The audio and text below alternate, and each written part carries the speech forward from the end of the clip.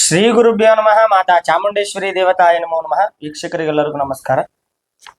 2025 ಮುಂದಿನ ರಾಶಿ ಭವಿಷ್ಯ ಮೇಷ, ವೃಷಭ, ಮಿಥುನ ಆಗಿದೆ. ಇವಾಗ ಕಟಕ ರಾಶಿಯ ವರ್ಷ ಭವಿಷ್ಯ ನೋಡಿ. ಇವಾಗ ಪ್ರಾರಂಭ ಆಗಿದೆ ವರ್ಷ ಭವಿಷ್ಯ ಅನ್ನೋದು. ಈ ಹೊಸ ವರ್ಷದ ದಿನ ಏನು ಹೊಸ ವರ್ಷ ಭವಿಷ್ಯವನ್ನು ಹೇಳ್ತೇವೋ ಅಲ್ಲಿ ಜನವರಿ 1ಕ್ಕೆ ಯಾವ ಗ್ರಹಗತಿಗಳು ಕೂಡ ಸ್ಥಾನ ಪಲ್ಲಟ ಆಗೋದಿಲ್ಲ. ಯಾವಾಗ ಆಗೋದು ಅಂದ್ರೆ ಒಂದೊಂದು ಗ್ರಹಕ್ಕೂ ಕೂಡ ಇಂತಿಷ್ಟು ವರ್ಷಗಳು, ಇಂತಿಷ್ಟು ತಿಂಗಳುಗಳು ಅಂತ ಇರುತ್ತೆ. ಗುರು ಒಂದು ಮನೆಯಿಂದ ಇನ್ನೊಂದು ಮನೆಗೆ ಸ್ಥಾನ ಪಲ್ಲಟ ಮಾಡ್ತಕ್ಕಂಥದ್ದು ನಾವೇನ್ ಹೇಳ್ತೀವಪ್ಪ ಅಂದ್ರೆ ಗುರು ಸಂಚಾರ ಕಾಲ ಅಂತ ಹೇಳ್ತೀವಿ. ಆ ಸಮಯದಲ್ಲಿ ಮಾತ್ರ ನಿಮಗೆ ಒಂದು ನಿರ್ದಿಷ್ಟವಾಗಿರ್ತಕ್ಕಂಥ ನಿಖರವಾಗಿರ್ತಕ್ಕಂಥ ವರ್ಷ ಭವಿಷ್ಯ ತಿಳಿಯುತ್ತೆ. ಆದ್ರೂ ತುಂಬಾ ಜನರ ಅಪೇಕ್ಷೆಯ ಮೇರೆಗಾಗಿ ಈ ಒಂದು ವರ್ಷ ಭವಿಷ್ಯವನ್ನು ಮಾಡ್ತಾ ಇದ್ರಿ. ಮೇಷ, ವೃಷಭ, ಮಿಥುನ ಈ 3 ರಾಶಿಗಳ ಕಳೆದ ಒಂದು ಸಂಚಿಕೆಯಲ್ಲಿ ವಿಚಾರವನ್ನ ತಿಳಿಸ್ಕೊಟ್ಟಿದ್ದೆ. ಈಗ ಉಳಿದಂತಹ 3 ರಾಶಿಗಳ ವಿಚಾರವನ್ನು ತಿಳಿಸ್ತಿದ್ದೀನಿ. ಮೊದಲನೇ ರಾಶಿ ಕಟಕ. ನೋಡಿ, ಕಟಕ ರಾಶಿಯವರಿಗೆ ಈಗಾಗಲೇ ಒಳ್ಳೆಯ ಸಂದರ್ಭ ಅಂತ ಹೇಳ್ಬೋದು. ಯಾಕಂದ್ರೆ ತಮ್ಮ ರಾಶಿಗೆ 11ರಲ್ಲಿ ಗುರು ಸಂಚಾರ ಮಾಡುವುದರಿಂದ ಧನಲಾಭ ಆಗ್ತಾ ಇದೆ. ಸರ್ವ ರೀತಿಯಿಂದನೂ ಕೂಡ ಶುಭ ಧನ ಯೋಗವನ್ನು ಉಂಟಾಗ್ತಿದೆ. ಬಂಧು ಮಿತ್ರರಿಂದ, ಉದ್ಯೋಗದಲ್ಲಿ, ಸ್ನೇಹಿತರಿಂದ, ಕುಟುಂಬದಿಂದ ಪ್ರತಿಯೊಂದು ಸಂದರ್ಭದಲ್ಲಿ ಕೂಡ, ಪ್ರತಿಯೊಂದು ಬಳಗದಲ್ಲೂ ಕೂಡ ಅನುಕೂಲವಾಗ್ತಕ್ಕಂಥ ದಿನಮಾನಗಳು ಅವ್ರಿಗಾಗಿದೆ. ಮತ್ತು ಅನಿರೀಕ್ಷಿತವಾಗಿ ದ್ರವ್ಯ ಲಾಭ, ಆಭರಣಗಳ ಲಾಭವಾಗ್ತಿದೆ. ಹೊಸ ಹೊಸ ಉದ್ಯೋಗಗಳನ್ನ ಪ್ರಾರಂಭ ಮಾಡಬೇಕು ಅಂತ ಆಲೋಚನೆ ಮಾಡಿ ಕೂಡ ಪ್ರಾರಂಭವನ್ನು ಮಾಡ್ತಾ ಇದ್ದಾರೆ. ಮತ್ತು ಹೊಸ ಹೂಡಿಕೆಗಳನ್ನು ಕೂಡ ಮಾಡ್ತಾ ಇದ್ದಾರೆ. ಮತ್ತು ಸುಖ ಭೋಗಗಳನ್ನು ಕೂಡ ಅನುಭವಿಸ್ತಾ ಇದ್ದಾರೆ. ಸಮಾಜದಲ್ಲಿ ಗೌರವ, ಕೀರ್ತಿ ದೊರೀತಾ ಇದೆ. ಮತ್ತು ಉನ್ನತವಾಗಿರ್ತಕ್ಕಂಥ ವಿದ್ಯಾಭ್ಯಾಸನ ಕೂಡ ಮಾಡಬೇಕು ಅಂತ ಅನ್ಕೊಂಡು ಮಾಡ್ತಾನೆ ಇದ್ದಾರೆ.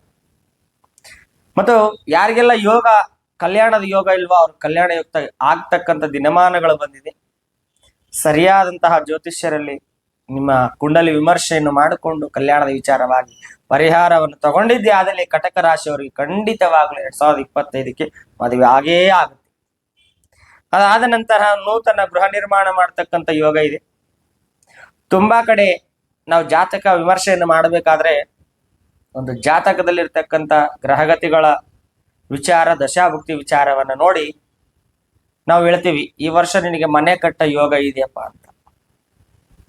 ಆದ್ರೆ ಕೆಲವೊಂದು ಸಂದರ್ಭದಲ್ಲಿ ಆ ಒಂದು ಯೋಗ ಕೈ ತಪ್ಪು ಹೋಗಿರುತ್ತೆ. ಯಾಕೆ ಅಂದ್ರೆ ಒಂದು ಅವ್ರ ಮೊಬೈಲ್ ನಂಬರ್ ಇಂದ ಆಗಿರ್ಬೋದು, ಇಲ್ಲ ಅಂದ್ರೆ ಅವರು ಕೊಂಡುಕೊಂಡಿರ್ತಕ್ಕಂತಹ ನಿವೇಶನ ಆಗಿರ್ಬೋದು. ಯಾವ ನಿವೇಶನ ದಕ್ಷಿಣಕ್ಕೆ ವಾಟ ಇರುತ್ತೋ ಆ ವ್ಯಕ್ತಿ ಗೃಹ ನಿರ್ಮಾಣ ಯೋಗ ಇದ್ರೂ ಕೂಡ ಮನೆ ಕಟ್ಟಕ್ಕೆ ಆಗೋದಿಲ್ಲ. ಯಾಕಂದ್ರೆ ಆ ಮನೆ ಕಟ್ಟ ಸಮಯಕ್ಕೆ ಅನುಸಾರವಾಗಿ ಮಳೆ ಅದು ಇದು ಬರ್ತಾ ಇದ್ರೆ ಆ ಮನೆಯ ವಾಟ ದಕ್ಷಿಣಕ್ಕೆ ಇರುತ್ತೆ, ಹಾಗಾಗಿ ಮನೆ ಕಟ್ಟಕ್ಕೆ ಆಗಲ್ಲ.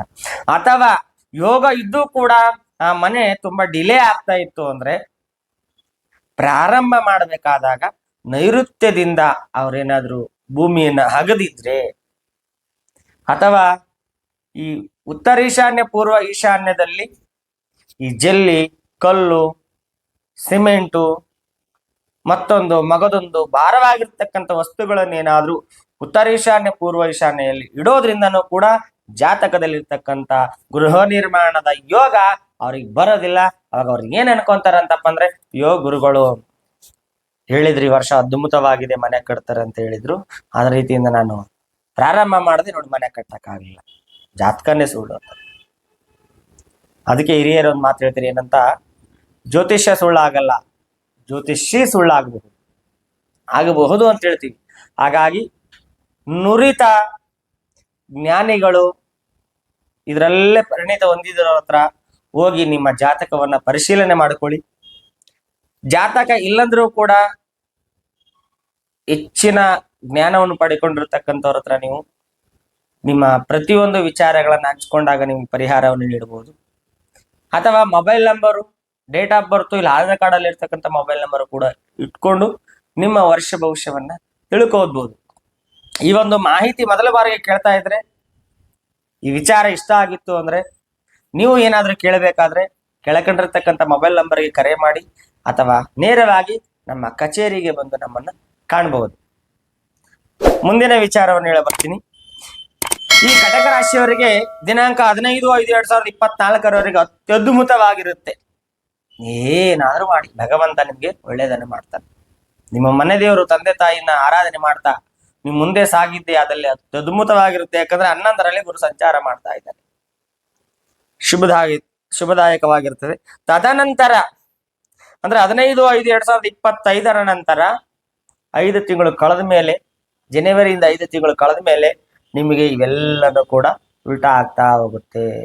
ಉದ್ಯೋಗದಲ್ಲಿ ತೊಂದರೆ ಆಗುತ್ತೆ, ಹಣಕಾಸಿನಲ್ಲಿ ತೊಂದರೆ ಆಗುತ್ತೆ, ಬಂಧು ಮಿತ್ರರಿಂದ ಕಿರುಕುಳ ಉಂಟಾಗುತ್ತೆ, ಸ್ನೇಹಿತರಿಂದ ತೊಂದರೆ ಉಂಟಾಗುತ್ತೆ, ಶತ್ರುಬಾಧೆ ಉಂಟಾಗುತ್ತೆ, ಕೆಲಸ ಕಾರ್ಯಗಳಲ್ಲಿ ಕೂಡ ಅಡಚಣೆ ಉಂಟಾಗುತ್ತೆ, ವಿವಾಹದಲ್ಲಿ ವಿಳಂಬ ಆಗುತ್ತೆ, ಸಂತಾನದಲ್ಲಿ ಕೊರತೆ ಉಂಟಾಗುತ್ತೆ, ಆರೋಗ್ಯದಲ್ಲಿ ಏರುಪೇರಾಗ್ತದೆ. ಹಾಗಾಗಿ ನೀವು ಮೇ ಅಥವಾ ಜೂನ್ ತಿಂಗಳಲ್ಲಿ ಒಂದು ಗುರುಶಾಂತಿಯನ್ನು ಮಾಡೋದ್ರಿಂದ ಅಥವಾ ಗುರುಗೆ ಸಂಬಂಧಪಟ್ಟಂತ ದಾನ ಧರ್ಮ, ಪೂಜೆ, ವ್ರತ, ಜಪ ತಪಗಳನ್ನು ಮಾಡೋದ್ರಿಂದ ಮುಂದೆ ಆಗ್ತಕ್ಕಂಥ ಒಂದು ಅಶುಭ ಫಲಗಳನ್ನ ತಡೆಗಟ್ಟಬಹುದು. ಈಗ ಮುಂದಿನ ರಾಶಿ ಕಟಕ ಆದ್ಮೇಲೆ ಬರ್ತಕ್ಕಂಥದ್ದು ಸಿಂಹ ರಾಶಿ. ಸಿಂಹ ರಾಶಿ ಒಂಥರ ರಾಜ ಇದ್ದಾಗೆ. ಸಿಂಹ ರಾಶಿಯವ್ರು ಎಷ್ಟು ಜನ ಇದ್ದೀರೋ ಅವ್ರಿಗೆಲ್ಲ ಒಂದು ಕಿವಿ ಮಾತು ಹೇಳ್ತೀನಿ.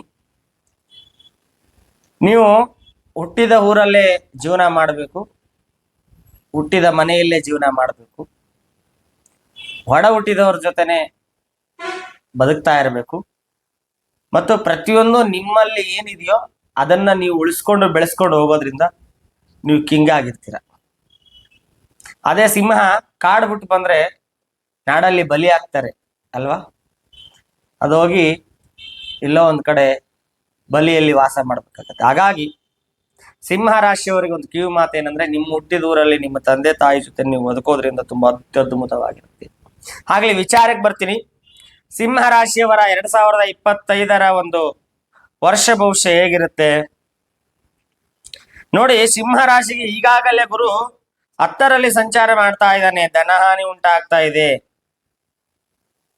ಹೆಚ್ಚು ಅಶುಭ ಫಲಗಳನ್ನ ಕಾಣ್ತಾ ಇದ್ದಾರೆ, ರಾಜ ವಿರೋಧಗಳಾಗ್ತಾ ಇದ್ದಾವೆ, ಯತ್ನ ಕಾರ್ಯಗಳಲ್ಲಿ ವಿಘ್ನ ಉಂಟಾಗ್ತಾ ಇದೆ, ಧನ ನಷ್ಟ ಆಗ್ತಾ ಇದೆ, ಸಾಲ ಬಾಧೆ ಆಗ್ತಾ ಇದೆ, ಕುಟುಂಬದಲ್ಲಿ ಅಶಾಂತಿಯ ವಾತಾವರಣ ಉಂಟಾಗ್ತಿದೆ, ಸರಕಾರಿಯಾಗಿ ನ್ಯಾಯಾಲಯದ ಕಾರ್ಯಗಳಲ್ಲಿ ಅಡಚಣೆ ಉಂಟಾಗ್ತಿದೆ, ನಂಬಿದವರಿಂದ ಮೋಸ ಹೋಗ್ತಕ್ಕಂಥದ್ದು, ಉದ್ಯೋಗದಲ್ಲಿ ಕಿರಿಕಿರಿ, ಹಣದ ಅಡಚಣೆ ಇತ್ಯಾದಿ ಅಶುಭ ಫಲಗಳು ಕಾಣ್ತಾ ಇದೆ.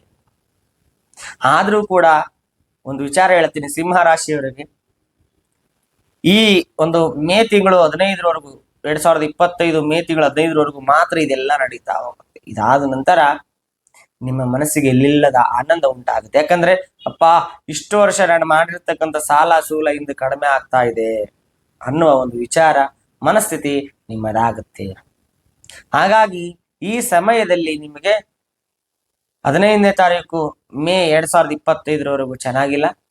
ಹಾಗಾಗಿ ಅವಾಗೆ ಹೇಳಿದಾಗೆ ಗುರುವಿಗೆ ಸಂಬಂಧಪಟ್ಟಂತಹ ಪೂಜೆ, ವ್ರತ, ಜಪ ತಪಗಳನ್ನ ಮಾಡಿ ಅಥವಾ ನಿಮ್ಮ ಗುರುಗಳನ್ನ ದರ್ಶನ ಮಾಡ್ಕೊಳ್ಳಿ.